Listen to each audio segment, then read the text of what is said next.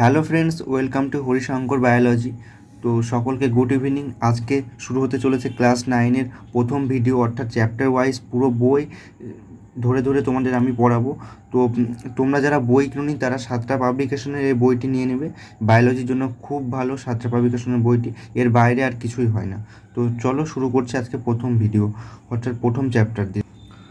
তো at first পড়ার আগে আমাদের সিলেবাস সম্পর্কে জানতে হবে। তো দেখো এখানে জীবন ও তার বৈশিষ্ট্য আছে 1 নম্বর অধ্যায়, তার আন্ডারে কতগুলো টপিক আছে। তো জীবনের সংগঠন স্তর, জৈবনিক প্রক্রিয়া, তারপর আছে জীববিদ্যার ও মানব কল্যাণ, পরিবেশ ও তার সম্পদ।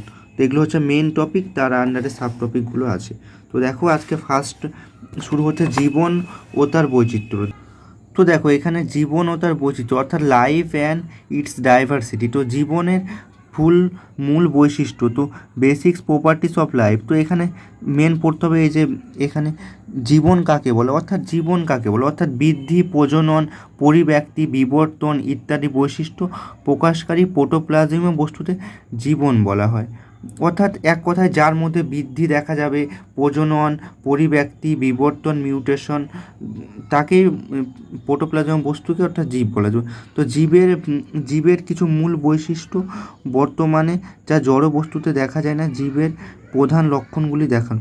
তো জীব কাকে বলবো, যে প্রজননে সক্ষম হবে, অর্থাৎ অপত্য জীব সৃষ্টি করতে পারবে। তারপর বিপাক, অর্থাৎ জীবকোষে যে অনবরত রাসায়নিক বিক্রিয়া ঘটছে তাদের সমষ্টিকে বিপাক বলা হয়। অর্থাৎ বিপাক আকার দু রকমের হয়, একটা হচ্ছে অপচিতিমূলক আর একটা হচ্ছে উপচিতিমূলক। উপচিতিমূলকের উদাহরণ হচ্ছে সালোক সংশ্লেষশীল ও পুষ্টি, অর্থাৎ যে ক্ষেত্রে জীবদের শুষ্ক ওজনটা বৃদ্ধি পাচ্ছে তাকে বলা হচ্ছে উপচিতিমূলক বিপাক। আর হচ্ছে অপচিতি, যেখানে শুষ্ক ওজন হ্রাস পাচ্ছে। তো আবার উদ্দীপনায় সাড়া দিবে, অর্থাৎ যদি আমরা লজ্জাবতী গাছকে যদি আমরা স্পর্শ করি তো তার পাটা গুটিয়ে যায়, অর্থাৎ স্পর্শে সাড়া দিচ্ছে। আবার হচ্ছে প্রোটোপ্লাজম সংগঠন, এটি এককোষী ও সমস্ত সমন্বিত কোষ নিয়ে গঠিত প্রোটোপ্লাজম। অর্থাৎ বৃদ্ধি কাকে বলে, আমরা যে প্রতিদিন খাবার গ্রহণ করছি তার থেকে যে আমরা দেহের স্বাভাবিক যে পরিবর্তন হচ্ছে, অর্থাৎ একেই বৃদ্ধি। যদি বইয়ের ভাষায় দেখি তো খাদ্য গ্রহণ ও খাদ্যের আত্তীকরণের মাধ্যমে প্রোটোপ্লাজম সংশ্লেষিত হয়, ফলে জীবদের শুষ্ক ওজন বৃদ্ধি পায়। প্রোটোপ্লাজম সংশ্লেষিত হয়, জীবদেহের আকার, আয়তন ও শুষ্ক ওজন বেড়ে যাওয়াকে বৃদ্ধি বলে। তো চলন গমন, অর্থাৎ মোস্ট একটা ইম্পর্টেন্ট, জীব এর মধ্যে চলন গমন হবে। তো চলন কাকে বলছে আর গমন কাকে বলছে, তো দেখো অর্থাৎ চলন হচ্ছে এক স্থানে স্থির থেকে যখন তুমি জীবের অঙ্গ প্রত্যঙ্গ সঞ্চালন হবে তখন থেকে চলন, আর তুমি যখন নিজের ইচ্ছাতে সামগ্রিকভাবে স্থান পরিবর্তন করছো তখন থেকে গমন ভাব। আর জীবনচক্র, লাইফ সাইকেল, আমাদের জীবনচক্রের জন্ম যেমন আছে তেমন মৃত্যু আছে, তেমনি এখানে বইয়ের ভাষায় জীবের জন্মের পর জীবদেহে বৃদ্ধি পেয়ে পরিণত হয় এবং প্রজননের মাধ্যমে বংশবৃদ্ধি করে। এরপর বার্ধক্য আসে, অবশেষে জীবের মৃত্যু হয়। জীবের জন্ম, বৃদ্ধি, বংশবিস্তার, বার্ধক্য ও মৃত্যু ইত্যাদি পর্যায়ক্রমিক ঘটনাগুলিকে জীবের জীবন, অর্থাৎ আমাদের জীবনচক্রের লাইফ সাইকেল যদি দেখতে হয় তাহলে হচ্ছে শৈশব, কৈশোর, যৌবন, পরিণতি, বার্ধক্য, এই কটি দশা দেখা যায়। তো আর একটা দেখো নিচে দেওয়া আছে জীব ও জড়ের পার্থক্য। ওটা জীব ও জড়, এটা সবাই পারবে তোমরা, তবুও মেন পয়েন্টগুলো দেখে নাও। আকার, আয়তন, জীবের আছে এর নেই। প্রোটোপ্লাজম সংগঠন, গঠিত হয় এর গঠিত হয় না। উত্তেজনায় সাড়া দেয় না। বৃদ্ধি হয় না। বিপাক সম্পূর্ণ হয় না। চলন গমন পরিলক্ষিত হয় না। প্রজনন দেখা যায় না। জীবনচক্র আছে নেই। তো এবার দেখো অরিজিন অফ লাইফ, এটা মোস্ট ইম্পর্টেন্ট, এটি ভালো করে পড়তে হবে। তো জীবনের উৎপত্তি মানে আমরা যে পৃথিবীতে আসলাম, কিভাবে আসলাম, তার কিছু তত্ত্ব সায়েন্টিস্টরা দিয়েছে, সেগুলোই তোমাদের ব্যাখ্যা করছি। তো ওপারিন আদিম পৃথিবীতে সরল যৌগগুলি থেকে ধীরে ধীরে অধিকতর জটিল যৌগ সৃষ্টি হয়েছিল। বিদ্যুৎ শক্তি এবং জৈব যৌগের জীবন বৃদ্ধির আগের পরিবেশগত অবস্থা, জীবন সৃষ্টির আদি যৌগসমূহ, কোয়াসার্ভেট ও জীবের নানা আদি অবস্থা। এবার দেখো কি বলছে, জীবন সৃষ্টির আগে পরিবেশের অবস্থা। আমরা সবাই জানি যে 500 কোটি বছর আগে পৃথিবীর সৃষ্টি হয়েছিল। তখন পৃথিবী একটা জ্বলন্ত সম্ভবত 500 কোটি বছর পর পৃথিবীর সৃষ্টি হচ্ছে জ্বলন্ত সূর্যের টুকরোর থেকে। অর্থাৎ প্রথমে পৃথিবী ছিল গ্যাস ও বাষ্পপূর্ণ জ্বলন্ত ঘূর্ণমান আগুনের পিণ্ড, ধীরে ধীরে ঠান্ডা হয়ে প্রথমে তরল ও পরে কঠিন অবস্থা প্রাপ্ত হয়। ভারী মৌল থাকে লোহা নিকেল কেন্দ্রের দিকে, মাঝামাঝি সিলিকন অ্যালুমিনিয়াম মাঝখানে, এবং সবচেয়ে হালকা মৌলগুলি hydrogen helium nitrogen carbon oxygen বাইরের দিকে গ্যাসীয় পরিবেশ সৃষ্টি করে। সেই সময়ে পৃথিবীর তাপমাত্রা ছিল 5000 ডিগ্রি থেকে 6000 ডিগ্রি সেন্টিগ্রেড। এটা একটু মনে রাখতে হবে টেম্পারেচার কত ছিল। এরূপ তাপমাত্রায় হাইড্রোজেন কার্বন নাইট্রোজেন অক্সিজেন ইত্যাদি মুক্ত অবস্থায় থাকা সম্ভব ছিল না। এরা বিভিন্ন ধাতব পদার্থের সঙ্গে যুক্ত হয়ে কার্বাইড নাইট্রাইট অক্সাইড ইত্যাদি তৈরি করেছিল।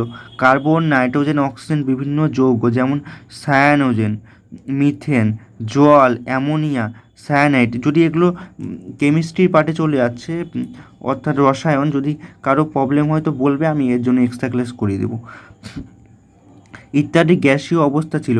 পৃথিবীর পরিবেশ ছিল বিজারকধর্মী। পৃথিবী ক্রমশ ঠান্ডা হতে থাকে এবং গ্যাসীয় উপাদানগুলি প্রথমে তরল পরে কঠিন হতে শুরু করে। জলীয় বাষ্প হয়ে মেঘ বৃষ্টি সৃষ্টি হয় জলরাশি। সমুদ্রের জল ছিল উষ্ণ। বায়ুমণ্ডল গ্যাসীয় পদার্থ এবং বিভিন্ন প্রকার খনিজ লবণ জৈব যৌগে মিশ্রিত হয়ে তৈরি হলো গরম তরল অর্থাৎ হট ডাইলক স্যুপ। এটা থেকে কোশ্চেন আসে যে গরম তরল স্যুপ এটা কার তত্ত্ব? এটা হচ্ছে ওপারিন। এই প্রথমে বললাম এটা ওপারিনের তত্ত্ব। তো দেখো এবার জীবন সৃষ্টির আদি যৌগসমূহ, অর্থাৎ কী কী যৌগ ছিল যখন জীবনটা সৃষ্টি হয়, জীবের সৃষ্টি হয়। সমস্ত জৈব যৌগগুলি ঘনীভূত অথবা পলিমারাইজেশন বিক্রিয়ার দ্বারা নানান জটিল যৌগের উৎপত্তি হলো। যেমন carbohydrate protein lipid amino acid fatty acid nucleic acid, এইসব আদি যৌগ সম্মিলিতভাবে প্রাথমিক জীবন সৃষ্টি হয়েছিল। প্রোটোসলের উৎপত্তি হয়েছিল।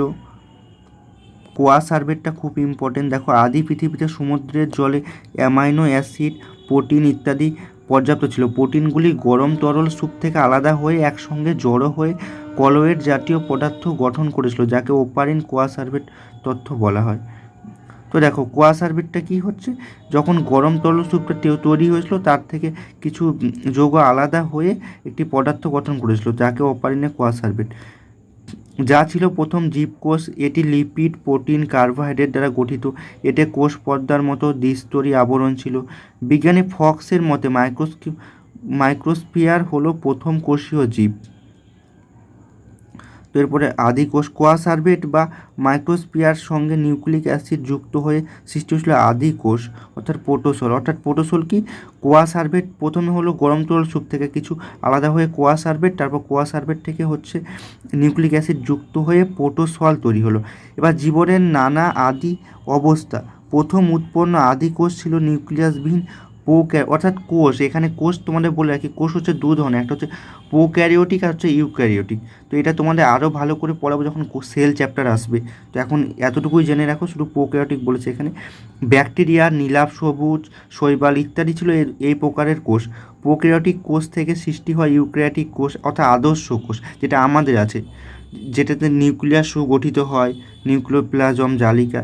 কিছু আদর্শ কোষে সবুজ কণা সৃষ্টি হলো। এ ধরনের কোষ থেকে উদ্ভিদ প্রাণী দ্বিধারায় বিভিন্ন জীব সৃষ্টি। অর্থাৎ এইটুকুটা একটু মুখস্থর পার্ট আছে, মানে যতটা বোঝালাম আমি, বাকিটা একটু তোমাদের মুখস্থ করতে হবে। তো এবার নেক্সট দেখো বলেছে source of variation in life, অর্থাৎ জীবের বৈচিত্র্যের উৎস। অর্থাৎ জীব বৈচিত্র্য কাকে বলে? সহজ ভাষায় বলতে গেলে আমাদের চারপাশে যে বাড়িঘর গাছপালা পশু পাখি নিয়ে অর্থাৎ জীব জগৎ গঠিত, এই জীবদের মধ্যে যে বিভিন্নতা দেখা যায় সেটা হচ্ছে জীব বৈচিত্র্য। অর্থাৎ বিভিন্ন প্রকার বাস্তুতন্ত্রে অর্থাৎ পরিবেশ কিংবা বাসস্থানের মধ্যে যে বিভিন্নতা, জীবের মধ্যে যে বিভিন্নতা দেখা যায় তাকে এক কথায় জীব বৈচিত্র্য বলে। তো এটা হয়ে গেল। এখান থেকে আর দুটো ইম্পর্টেন্ট আছে, প্রকরণ আর মিউটেশন। অর্থাৎ প্রকরণ কি, যদি আমরা মনুষ্য প্রজাতি সবাই যদি দেখতে একই রকম হতো তো কেউ কাউকে ডিফেন্স করতে পারতে, তো ওই জন্যই প্রকরণ। প্রতিটি প্রজাতির জীবের বৈশিষ্ট্যের মধ্যে যে ক্ষুদ্র ক্ষুদ্র পার্থক্য দেখা যায় তাকেই প্রকরণ বা ভেদ বলে। মিউটেশন কি, মিউটেশন হচ্ছে জীবের মধ্যে সঞ্চারযোগ্য জিনের আকস্মিক কোনো পরিবর্তনকে মিউটেশন বলে। তো তারপর এবার নানা স্তর ও নানা দৃষ্টিকোণ থেকে জীববিদ্যার চর্চা, অর্থাৎ বায়োলজি শব্দটি দুটি গ্রিক শব্দ থেকে ওঠে। বায়োস অর্থাৎ লাইফ আর লজিস অর্থাৎ স্টাডি অর্থাৎ জীববিদ্যা হলো জীব সম্পর্কে অধ্যয়ন। জীববিদ্যা শব্দটি ল্যামার্ক ব্যবহার করেছে ফার্স্ট 1801 খ্রিস্টাব্দে নামকরণ করেন। তো এটা মনে রাখতে হবে, জীববিদ্যা শব্দটি কে প্রথম নামকরণ করে? বিজ্ঞানী ল্যামার্ক। অর্থাৎ জীববিদ্যার সংজ্ঞা যদি সহজ ভাষায় বলি, বিজ্ঞানের যে শাখায় আমরা জীবের রীতি প্রক্রিয়া তার বৈচিত্র্য সম্পর্কে আলোচনা করা হয় তাকে জীববিদ্যা বলে। জীববিদ্যা কেন পড়বো, তো এখানে কিছু আছে, এটা তোমরা পড়ে নিও। তো এবার জীববিদ্যার বিভিন্ন শাখাগুলি অর্থাৎ ব্রাঞ্চেস, মানে বায়োলজি এমন একটা সাবজেক্ট যার প্রচুর ব্রাঞ্চ আছে সায়েন্সের সাবজেক্টের মধ্যে। তো এর মেনলি দুটো এখানে উদ্ভিদবিদ্যা প্রাণীবিদ্যা, একটা হচ্ছে বটানি, একটা হচ্ছে জুলজি। বটানিতে তোমরা যে বিজ্ঞানে উদ্ভিদ সম্পর্কে আলোচনা করা হয়, স্টাডি অফ প্ল্যান্ট, আর হচ্ছে যে বিজ্ঞানে প্রাণী সম্পর্কে আলোচনা অর্থাৎ স্টাডি অফ হোল অ্যানিম্যাল। তো উদ্ভিদ প্রধান শাখা ছাড়া আরও শাখা আছে, জীব রসায়ন, আকস্মিক জীববিদ্যা, অনাক্রমবিদ্যা, বংশগতিবিদ্যা, কলাবিদ্যা, শারীরবিদ্যা, শরীরস্থানিক, আরও অনেক আছে। এবার দেখো, এটা জাস্ট একটু দেখো, জীববিদ্যার বিভিন্ন ক্ষেত্রের সঙ্গে বিজ্ঞানের অন্যান্য শাখার জ্ঞানের সংযোগ। অর্থাৎ অধুনা জীববিজ্ঞান একক নির্ভরশীল বিজ্ঞান নয়, জীববিজ্ঞানের সঙ্গে বিজ্ঞানের অন্যান্য শাখারও সংযুক্তি ঘটেছে। জীব পদার্থবিজ্ঞান, বায়োফিজিক্স, বায়োকেমিস্ট্রি, জীব রসায়ন, তারপর হচ্ছে বায়োনিসিস, জীব ইলেকট্রনিক্স বিদ্যা, জীববিদ্যা, নৃবিদ্যা, সাইবারনেটিক্স। তো আধুনিক জীববিদ্যার প্রয়োগ, তো আমরা যে জীববিদ্যা পড়ছি তা কোথায় অ্যাপ্লাই হচ্ছে আধুনিক কী কাজে? কৃষিকাজে। ফার্স্ট পয়েন্ট করবে কৃষিকাজে, অর্থাৎ খাদ্য উৎপাদন। আগে যে আমাদের মানে ফসল ফলাতাম, তো এত তো মানে পরিমাণে ফলতো না, তো এখন উন্নত পরিমাণে বীজ তৈরি করা হচ্ছে যাতে পরিমাণে কম জমিতে বেশি ফসল ফলানো সম্ভব। এর জন্য এগ্রিকালচার এগুলো রিসার্চ করছে এগ্রিকালচার ডিপার্টমেন্ট। অর্থাৎ খাদ্য উৎপাদনে উচ্চ ফলনশীল বীজ আবিষ্কার। এখান থেকে উচ্চ ফলনশীল বীজগুলোর নামগুলো তোমাদের মনে রাখতে হবে। কয়েকটি উচ্চ ফলনশীল ধান যেমন হলো IR8, IR20, পুষা, জয়া, জগন্নাথ। উচ্চ ফলনশীল গম সোনালিকা, কল্যাণ সোনা। ভুট্টার মধ্যে বিক্রম, জহর। অর্থাৎ এখান থেকে তোমাদের দিবে যে উচ্চ ফলনশীল বীজের নাম বা উল্লেখ করিতে, যেমন ধানের উচ্চ ফলনশীল বীজগুলো জয়া, জয়ন্তী, ভুট্টার বললো এইভাবে করে। এবার বীজবিহীন ফল উৎপাদন, প্রজনন বিদ্যার সাহায্যে এবং কৃত্রিম হরমোন প্রয়োগে বীজবিহীন ফল। কীটপতঙ্গ দমন করা হচ্ছে পোলট্রি। উন্নত সংকরায়ন পদ্ধতিতে হাঁস মুরগি প্রতিপালন হচ্ছে। তারপরে তোমাদের মৎস্য চাষে উন্নত জাতের পশু পালন, মৌমাছি পালন, পরিদেহ ইত্যাদি। অর্থাৎ কী আমরা মানে অ্যাডভান্টেজ পাচ্ছি। তো এগুলো, এরপর চিকিৎসা বিজ্ঞানে বিভিন্ন রকম অ্যান্টিজেন, অ্যান্টিবায়োটিক এগুলো আবিষ্কারে। তো মহাকাশ গবেষণায়, অন্যান্য ভূমিকায়, শিল্প উদ্যোগে, জনস্বাস্থ্য রক্ষায়, পরিজীবী তত্ত্ব, জনবিস্ফোরক রোধে প্রভৃতি উন্নতি সাধন ঘটছে। তো এবার দেখো, জীবনের নানা বৈচিত্র্য শ্রেণীবিভাগ, ট্যাক্সোনমি। ওটা এটা হচ্ছে খুব ইম্পর্টেন্ট, যে classification of diversity of life, taxonomy. তো ট্যাক্সোনমি বা বিন্যাসবিধি জীববিজ্ঞানের একটি প্রাচীনতম শাখা, যেখানে জীবের নামকরণ, শনাক্তকরণ, গোষ্ঠীভুক্তকরণ ইত্যাদি সম্পর্কে আলোচনা করে। তো এই ডেফিনেশনটা তোমাদের মনে রাখতে হবে। অর্থাৎ ট্যাক্সোনমি বলতে আমরা কী বুঝছি, তো হচ্ছে অগাস্টিন পি দ্য কন্ট্রোল সর্বপ্রথম ট্যাক্সোনমি শব্দে ব্যবহার করেন। ট্যাক্সোনমি দুটি গ্রিক শব্দ ট্যাক্সিস আর নমিস থেকে উদ্ভূত। ট্যাক্সিস শব্দের অর্থ হচ্ছে বিন্যাস, আর নমিক শব্দের অর্থ হচ্ছে বিধি বা নিয়ম। অর্থাৎ ট্যাক্সোনমি হলো পুরো বিন্যাস বিধি, যে একটি আমরা যেমন মানুষ, এমনি তো আমাদের হিউম্যান বলছে, তো এই সায়েন্টিফিক নাম হচ্ছে হোমো স্যাপিয়েন্স। তো হোমো হচ্ছে জেনাস আর হচ্ছে স্পিসিস। তো এইভাবে কীভাবে নামকরণগুলো করা হলো, এটার জন্যই আমাদের ট্যাক্সোনমি পড়তে হবে। তো ট্যাক্সোনমির সংজ্ঞা যদি আরও ভালোভাবে দেখো, জীববিজ্ঞানের যে শাখা জীবের নামকরণ, শনাক্তকরণ, শ্রেণীবিন্যাস আলোচনা করা হয় তাকে ট্যাক্সোনমি বলা হয়। তো এটি সর্বপ্রথম লিনিয়াস হায়ারার্কি কে ক্যারোলাস লিনিয়াস ছান্দোগ্য। তো এখান থেকে একটু রিডিং পড়ে নিবে তোমরা। এরপরে দেখো, ক্যারোলাস লিনিয়াসকে বিন্যাসবিধির জনক, তোমাদের প্রথমে বললাম ক্যারোলাস লিনিয়াসকে ট্যাক্সোনমির জনক বলা হয়। তো লিনিয়াস তার স্পিসিস অফ প্ল্যান্টারাম এবং সিস্টেমা ন্যাচুরাe দশম সংস্কারে দুটি বই আবিষ্কার করেছেন। ট্যাক্সোনমির উপাদান, ট্যাক্সোনমির মুখ্য উপাদানগুলি কী কী দেখো। শনাক্তকরণ, নামকরণ ও শ্রেণীবিন্যাস। শনাক্তকরণ কী? ট্যাক্সোনমি কি, এত যে আমাদের অ্যানিমেল বলো, প্ল্যান বলো, এত হিউজ, তো তাদের ডিফারেন্স কীভাবে তৈরি করছি, তো তাদের নামকরণ, আইডেন্টিফিকেশন, বিশেষ বৈশিষ্ট্যের দ্বারা কোনো জীবকে অন্যান্য জীবের থেকে আলাদা করে চিনে নেওয়ার পদ্ধতিকে শনাক্তকরণ বলছে। তারপর নোমেনক্লেচার, গোষ্ঠীভুক্ত প্রত্যেক জীবকে পৃথক পৃথক নাম আরোপ করে আলাদা আলাদা করে পদ্ধতিকে নাম, যেমন ক্যারোলাসনের দ্বিপদ নামকরণ প্রচলন করে। গোয়ান প্রজাতি, যেমন যেমন এটা তোমাদের এক্সামে দিবে যে আম গাছের দ্বিপদ নাম ম্যাঙ্গিফেরা আর ইন্ডিকা, তো এটা সায়েন্টিফিক নেম, এটা তোমাদের এই সায়েন্টিফিক নেমের নিচে আন্ডারলাইন করতে হয়, এই ম্যাঙ্গিফেরার নিচে আর ইন্ডিকার নিচে। আর সবসময় সায়েন্টিফিক নেমের জেনাসের নামটা ক্যাপিটাল হবে প্রথম ওয়ার্ডটা, আর হচ্ছে স্পিসের নামটা অলওয়েজ তোমাদের স্মল লেটারে হবে। তো রুই মাছের দ্বিপদ ল্যাবিও রোহিতা, এটাও আন্ডারলাইন করতে হবে, বইয়ে দেওয়া নেই। শ্রেণীবিন্যাস, ক্লাসিফিকেশান, জীবদের বিভিন্ন গোষ্ঠীর পর্ব, শ্রেণী, বর্গ, গোত্র, গণ অর্থাৎ প্রজাতি অন্তর্ভুক্ত করে শ্রেণীবিন্যাস করে। ট্যাক্সোনমি কেন, ট্যাক্সোনমির মূল বৈশিষ্ট্য, তো এখানে দিয়েছে এটা। তো ট্যাক্সোনমির গুরুত্ব এখান থেকে পড়ে নেবে। তো বৈচিত্র্যময় জীবজগতের বর্তমানে বিভিন্ন প্রকার জীবদের সম্পর্কে জ্ঞান আরোপ করা, তাদের থেকে আলাদা করে নতুন আবিষ্কৃত জীব, তো এটা তোমরা পড়বে ট্যাক্সোনমির গুরুত্ব। তারপর ট্যাক্সোনমি এবং ট্যাক্সোনমি হায়ারার্কি, এটা খুব ইম্পর্টেন্ট। হায়ারার্কি কথাটির অর্থ হলো কতগুলি নিচের স্তরের জীবগোষ্ঠীর পর্যায়ক্রমে ধাপে ধাপে ওপরের স্তরে অন্তর্ভুক্তি, বিভিন্ন এককের সাহায্যে জীবকে সর্বনিম্ন স্তর থেকে সর্বোচ্চ স্তরে অন্তর্ভুক্ত করাকে হায়ারার্কি বলা হয়। অর্থাৎ ক্যারোলাস লিনিয়াস সিস্টেম ন্যাচুরা প্রথম নামক গ্রন্থের ট্যাক্সোনমিক হায়ারার্কি প্রকাশ করেন। হায়ারার্কিয়াল শ্রেণীবিন্যাস, অর্থাৎ যে শ্রেণীবিন্যাসের কাঠামোতে নিচের স্তরে কয়েকটি জীবগোষ্ঠী, ওপরের স্তরের একটি জীবগোষ্ঠী অন্তর্ভুক্ত হয়, তাকে হায়ারার্কিয়াল শ্রেণীবিন্যাস বলে। বিজ্ঞানী লিনিয়াস এটি আবিষ্কার করেন। তো দেখো এই যে এখানে এই ছকটা তোমাদের মুখস্থ করতে হবে, এই স্টেপটা। তো এই হায়ারার্কি উল্লেখযোগ্য বৈশিষ্ট্য, এটিতে 7টি ধাপ আছে। এই যে রাজ্য, পর্ব, শ্রেণী, বর্গ, গোত্র, গণ, প্রজাতি, অর্থাৎ kingdom, phylum, class, order, family, genus, species. তো এটা তোমাদের এইভাবেই লিখতে হবে, লেখার সময় এইভাবে লিখতে হবে। দেখো তো এইভাবে, এই যে রাজ্য, পর্ব, শ্রেণী, মানে একটু করে মানে সিঁড়ির ধাপের মতো লিখতে হবে, এটাই অ্যাকচুয়াল নিয়ম লেখার।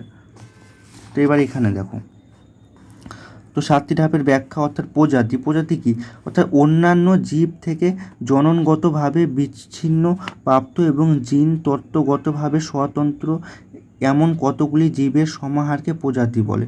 অর্থাৎ জীব থেকে জননগতভাবে বিচ্ছিন্নপ্রাপ্ত, জিন তত্ত্বভাবে স্বতন্ত্র এমন কতগুলি জীবের সমাহারকে একত্রে হচ্ছে জীব প্রজাতি বলছে। গণ কি, পরস্পর সাদৃশ্যযুক্ত কয়েকটি প্রজাতি নিয়ে গঠিত, অর্থাৎ কি কয়েকজনের মধ্যে সাদৃশ্য হবে, দেখতে একরকম হবে, কয়েকটি প্রজাতি নিয়ে গঠিত গোষ্ঠীকে গণ বলে। গোত্র, পরস্পরের সাদৃশ্যযুক্ত কয়েকটি গণকে নিয়ে গঠিত গোষ্ঠী বলে। তারপর শ্রেণী, এইভাবে পর্ব। তারপর রাজ্য কি, একাধিক বিভাগের বা পর্বের সমন্বয়ে গঠিত হয় রাজ্য। যেমন আম গাছের যদি দেখি, এখানে রাজ্য বলছে উদ্ভিদ রাজ্য, প্লান্টি, বিভাগ হচ্ছে গুপ্তবীজী, অর্থাৎ বীজটা ভেতরেই থাকে। আমের যদি আমরা দেখি আঁটি, অর্থাৎ শ্রেণী হচ্ছে দ্বিবীজপত্রী, বর্গ হচ্ছে স্যাপিনডেলিস, গোত্র হচ্ছে অ্যানাকার্ডিয়েসি, গণ হচ্ছে ম্যাঙ্গিফেরা, আর হচ্ছে প্রজাতি। তোমাদের এই দুটো মেন লাগবে, গণ আর প্রজাতি। আম গাছের হচ্ছে গণ পরীক্ষায় দেবে, তো এটা ম্যাঙ্গিফেরা হচ্ছে ইন্ডিকা। তা যদি সেইভাবে মানুষেরটা দেখি, আমাদের যেটা হোমোস্যাপিয়েন্স, এই তোমাদের প্রথম থেকে বলে এসছে হোমোস্যাপিয়েন্স। তো আমাদের রাজ্য কি, অ্যানিমেলিয়া, পর্ব করডাটা, শ্রেণী স্তন্যপায়ী, বর্গ প্রাইমেটস, গোত্র হোমিনিডি, গণ হোমো প্রজাতিস্যাপিয়েন্স। তো এটা এইভাবে আপাতত পড়ো, যখন অ্যানিমেল ক্লাসিফিকেশান বা প্ল্যান ক্লাসিফিকেশান আসবে, আমি তাহলে পুরো একটা ছকের মাধ্যমে বুঝিয়ে দেবো, যাতে তোমাদের আর ভুলতে না হয়, পুরো সারা জীবন মনে থেকে যাবে। তো এবার দেখো দ্বিপদ নামকরণে কিছু নোমেনক্লেচার, দুটি পদ নিয়ে বলেছিলাম, জেনাস একটা স্পিসিস, এই যে জেনাস স্পিসিস অর্থাৎ গণ প্রজাতি নিয়ে গঠিত। এখানে উদাহরণ নিয়েছে মটর গাছের। তো তো সর্বপ্রথম দ্বিপদ নামকরণ প্রবর্তন করেন বলেছিলাম ক্যারোলাস লিনিয়াস। তো এখানে নিয়মাবলী, এই যে পরীক্ষা, এটা মোস্ট ইম্পর্টেন্ট, যে দ্বিপদ নামকরণের নিয়মাবলীগুলি লেখো, 3 বা 5 দিয়ে দিতে পারে। তো দেখো এখানে কি বলছে, তো বলেছিলাম কোনো গোত্রের অন্তর্ভুক্ত একাধিক গণ বা একই গণের অন্তর্ভুক্ত একাধিক প্রজাতির নাম ভিন্ন।